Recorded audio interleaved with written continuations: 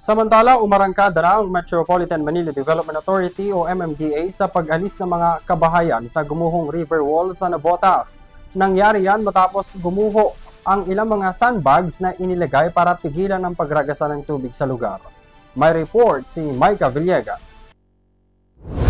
Maingat na giniba ng MMDA Metro Parkways Clearing Group ang mga kabahayan at struktura na naiwan ng mga residente, partikular na ang mga nakadikit sa mga natirang pader ng river wall matapos bumigay ang patong-patong na sandbags na nagsisilbing pansamantalang humaharang sa tubig na nagbumula sa ilog.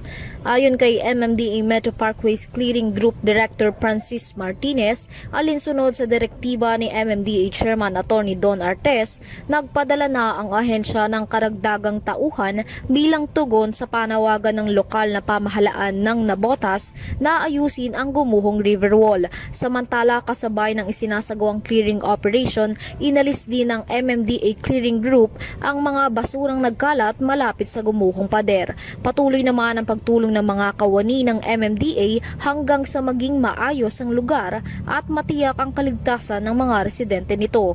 Para sa EuroTV News, ako si Micah Villegas, sumasaludo sa bawat Pilipino.